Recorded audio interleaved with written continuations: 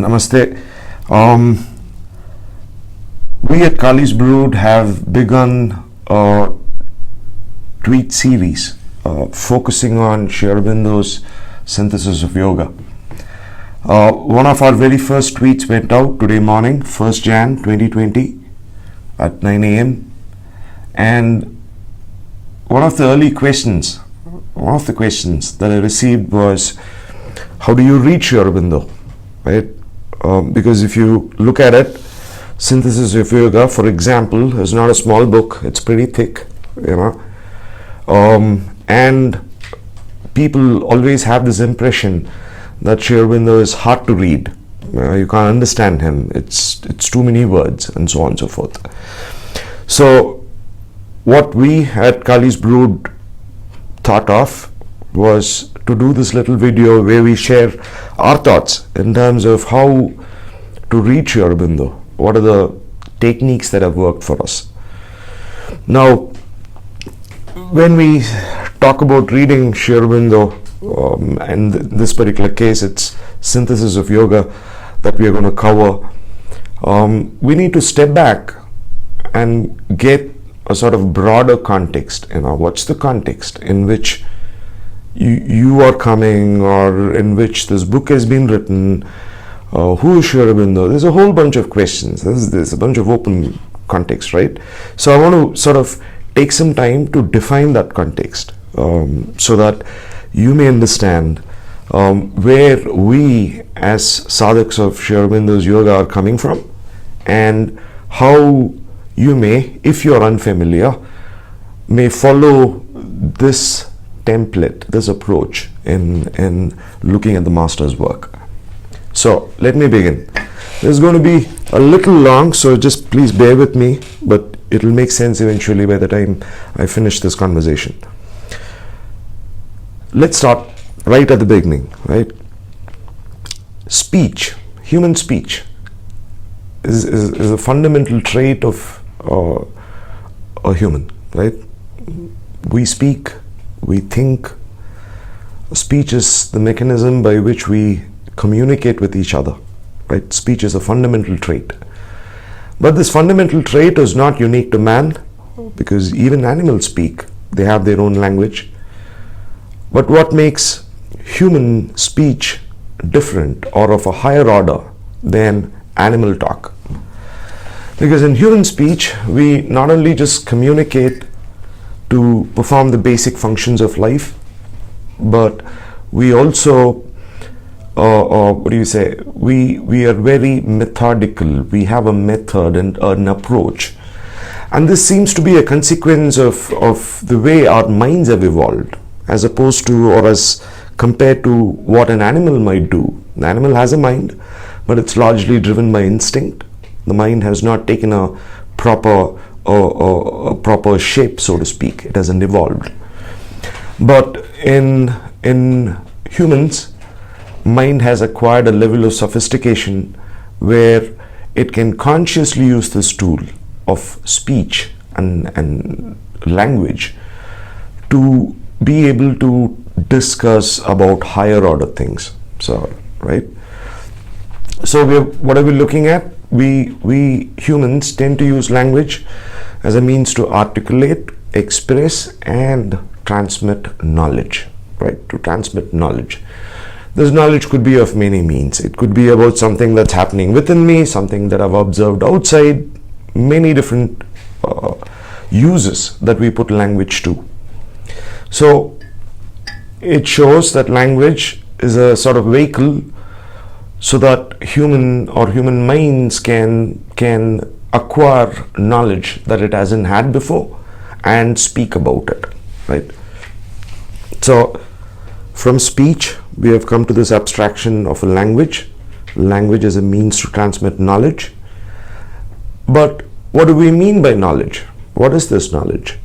Knowledge, as it's conventionally understood, is only an opinion, right? I know this is a sort of controversial thing to say, but take science for instance. Science makes some observations, it builds a certain model, it says this is the way the world works. A newer theory comes along and what was considered knowledge, absolute knowledge, up until a certain point, has grown, evolved, and you say, okay, no, that was not knowledge, it was insufficient or even wrong, and you get to a new knowledge, right? So basically, knowledge is only an opinion or an observed cause and effect that holds true in a certain time and space, which means that you could consider, coming from, let's say, any other part of the world other than Bangalore, India, you could hold some cultural truths, some religious truths, some spiritual truths. You could say that, this is utterly true in my context because all the people whom I live with have similar opinions. I could come and declare exactly the opposite, right? Because in my context, this is different.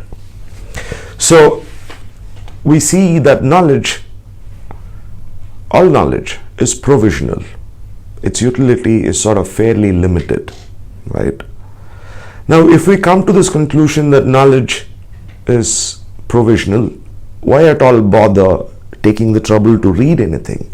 Why pursue? Why acquire knowledge? Now, here's the thing. Now, we acquire knowledge as humans so that eventually we may experience something.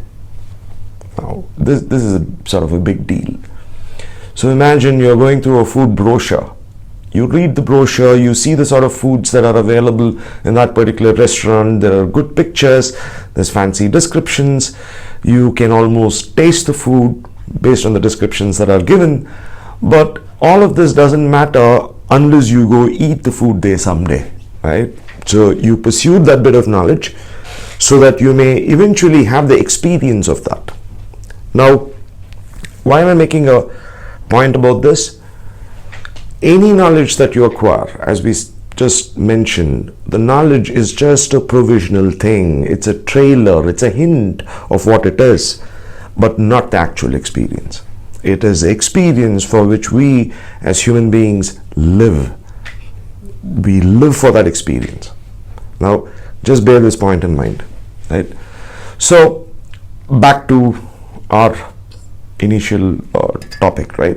So we are here to read, or rather follow, Sri Aurobindo's The Synthesis of Yoga. Now, one could argue that this is one book of many, and you would be fair, you would be right in your opinion. There are many kinds of books in the world, and books are sort of these little packets of knowledge, of experience that have been captured by a certain author, right? Now, we can reason, we can conclude that every book that has ever been written is the product of the author's mind. The author has seen something, he has understood something, and he communicates whatever he has discovered in his book. That should be very simple for anyone to understand. But if we think about it a little more, we could say that an author's level of experience of this world, of himself, what are the heights to which he has gone, what are the breadths that he has explored, what are the depths of human experience that he has gone through.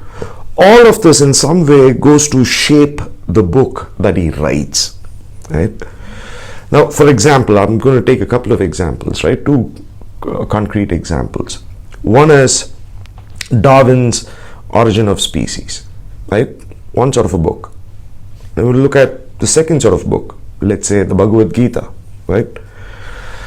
Now both of these books hold some sort of a knowledge. They have some utility, but there is a difference between them. So let's spend a couple of seconds, a couple of moments going through what this difference is. In reading Darwin's Origin of Species, you understand something of the evolutionary steps that has brought man, us, you, me, here to this level of sophistication or whatever, right? How did they do that? They did that by observing various fossils. They studied the anatomy, they studied the forms, and they concluded, life has been evolving step by step, and it has come up until man, which is us. There's one sort of knowledge. You got data. Now you do not know why this evolution happened, where is it headed, what is that impulse which drove this whole thing forward. That we do not know. Darwin doesn't get into it, right? So, but still, there's one sort of knowledge. You have made some observation and you have made a hypothesis and you said, this is my understanding. That's what Darwin did. Now let's come to the Bhagavad Gita, right? When you hear the Gita, or when you study the Gita, and when you perform the discipline that's necessary or needed to be done by Arjuna, as instructed by Sri Krishna, you realize that this knowledge leads you to a state of being, a newer state of being. There are things that are happening within you in performing the discipline of the Gita, which is sort of understandable at one level, but at another level you see that this knowledge that Sri Krishna gave you has remade you in some fashion. It has not only given you some knowledge, but you find your consciousness changing, actively changing, right? So at a very basic level, we could say that there are gradations of knowledge. There is knowledge that is mere opinion or a fact that is relevant for a certain point in time and space. But there is another sort of knowledge which can actively remake you, give you a different experience, give you new set of faculties that open up in you when you pursue the yoga of the Gita, right? So at a very basic level, let's say there are these two types of knowledge. Now, what did we say initially? We pursue knowledge so that we may have experience, right? So the knowledge of the Gita leads you to the experience of your own innermost self and much more, right? So in a way, I would say the purpose of existence is to have experience, and the knowledge of the Gita gets you to have some of these very high, very rare experiences, of what we will get into later. But that's the basic benchmark, right? On why we have to read, because we want to get experience. And there are different sorts of books, and each sort of book gives you either just plain information or leads you to experience. So just bear that in mind. So let's come back to Sri Aurobindo, right? So Sri Aurobindo, for those of you who may not know, is known in many different ways by many different people. Some call him a patriot, some call him a freedom fighter, some say he's a poet, some say he's a politician, some say he's a sage, and many more. But if you have pursued trying to read his works, you see that all these are only facets of who he was. He seems to have been much more. So in a way, you could say that it's as if, if you were a mountaineer and you're climbing the Himalayas, you reach a certain peak, gasping for breath, and you look up and you see that there are still more higher peaks, and you go to the next peak, it's still more higher. Sri Aurobindo is like that, right? There's so much to explore, and we are choosing a starting point that's sort of available to us, right, at the most basic level. But there's another aspect to Sri Aurobindo. Now that aspect was, he did not write any of his works because he was imagining this. He wrote rather from self-experience.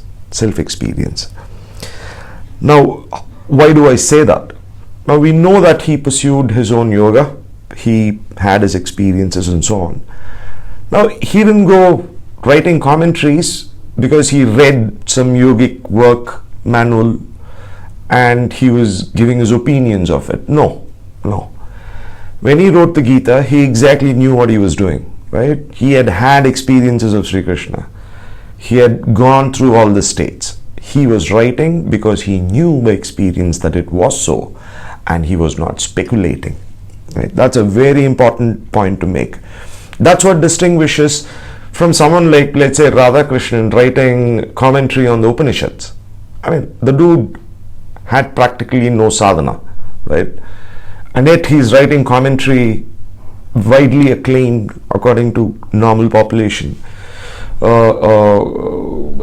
Widely acclaimed commentaries on the Upanishads. That's one of the most silliest thing to do. I'm an engineer supposedly by profession. That's the work that I do. But if I were to write a manual on, let's say, human anatomy, would you read it? You would say, dude, you have no domain experience. You're not supposed to talk about these things, right? But India being what it is, and Hindus being what they are, tend to give credence to people who have no business talking about domains that they don't understand. So, Sri Aurobindo's work, all that he has written, has issued from self-experience, right? Now, because he has experienced it, we can assume safely that the synthesis of yoga, this particular book, is not a normal, everyday book that he had written. We can safely assume that Sri Aurobindo knows what he's speaking of, and this particular book, which covers the entire terrain of the traditional yoga systems as we know it, and lifts it up many notches further, where he brings in his integral yoga. He introduces his integral yoga. He places integral yoga in the landscape of the whole yogic discipline, and he takes you through a certain passage. Now, this is a complex book. It is a difficult book, but we at Kali's Brood wanted to introduce people who might not be familiar with Sri Aurobindo or with the synthesis of yoga. We want to take you on a little journey through, again, as I said, very simple tweets, text that is selected from his work with whatever Sri Aurobindo has written, but accompanied by commentaries, let's say, so to speak, from our end, either as video or as text, which we will share on Twitter and on this particular channel on YouTube. So,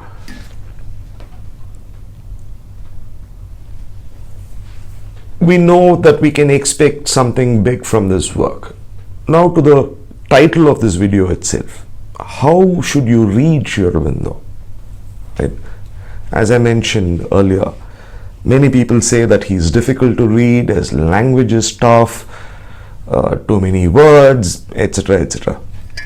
But in our experience, we have found out that there are some simple techniques, poises rather, that you could take that eases the process up very, very greatly, right?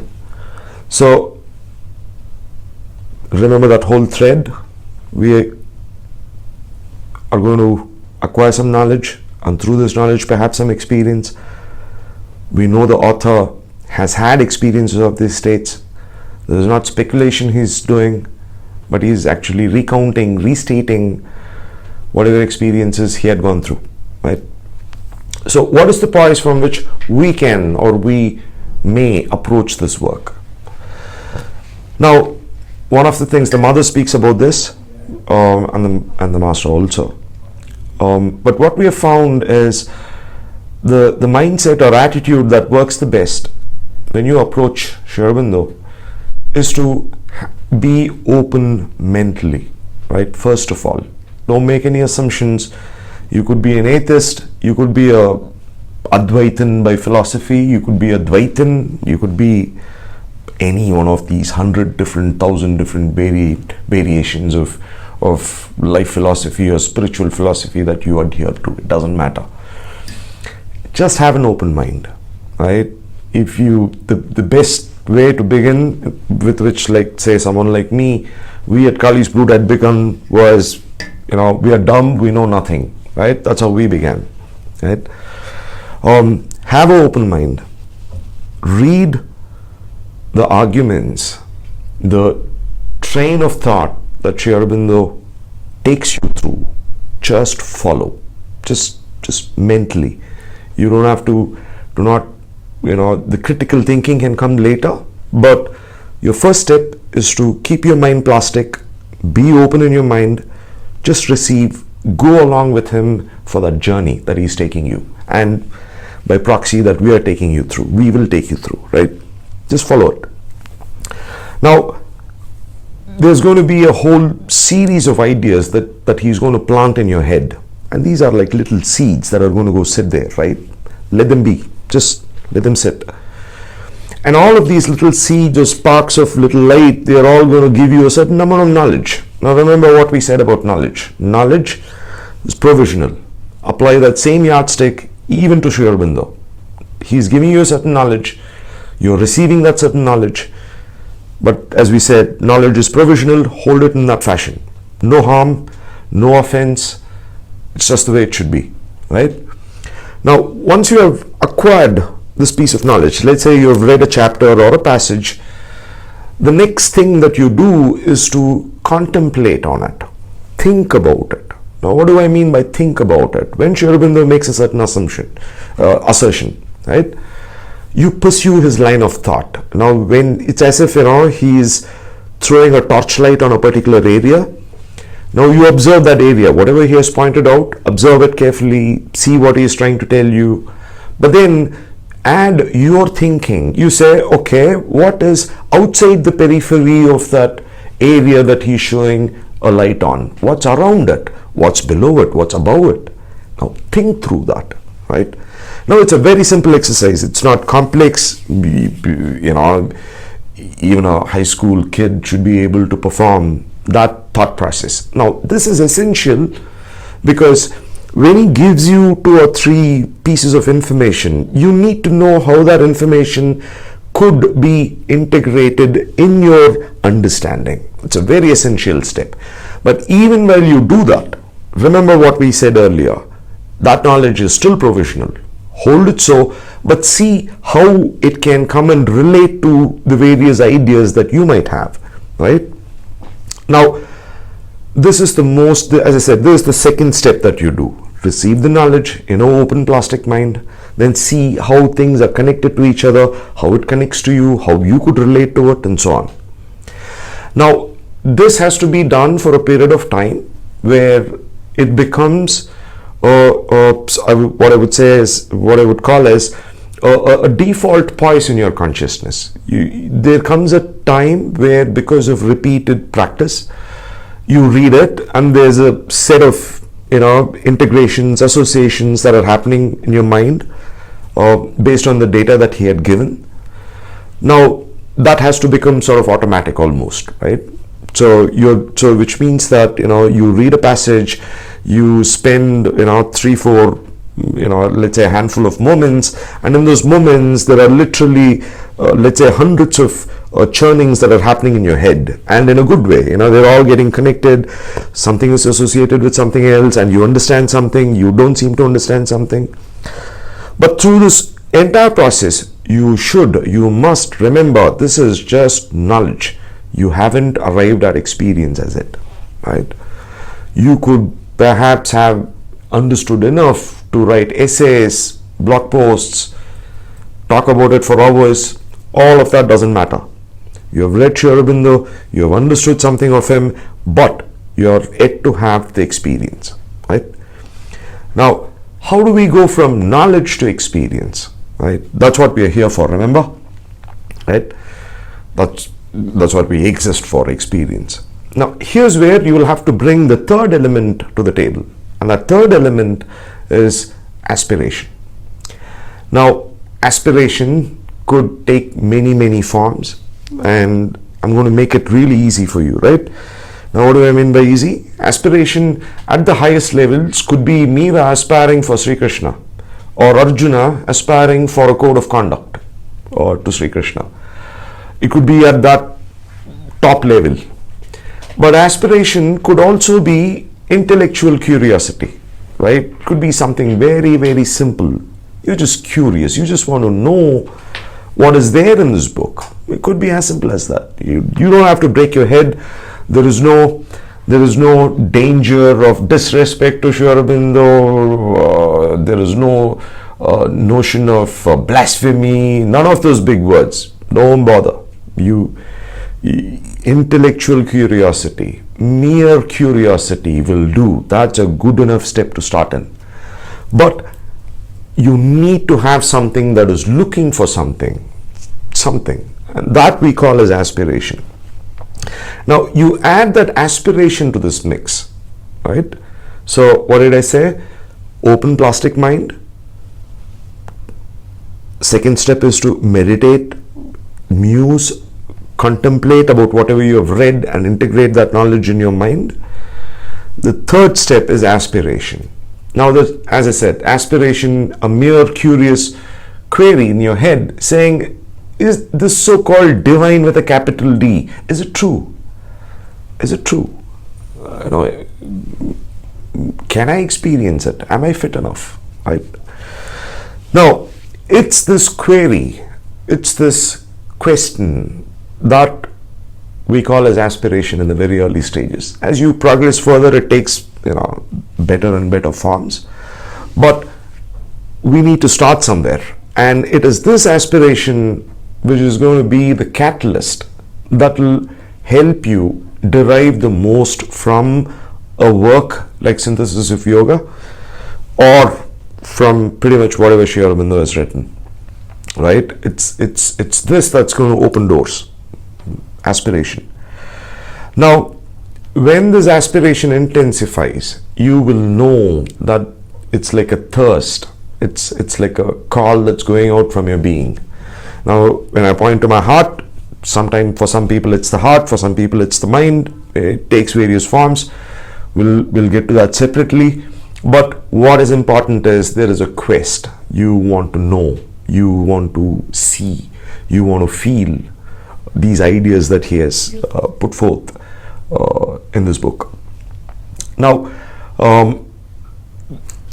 this blind quest, it is natural. It is a normal starting point for many. It was for us long ago. And this quest, I would say, is not going to be satisfied overnight. For some people, there's a certain amount of gestation period that has to happen. These ideas sink in and they go do their thing. The gestation period could be either short or long, depends on your level of development.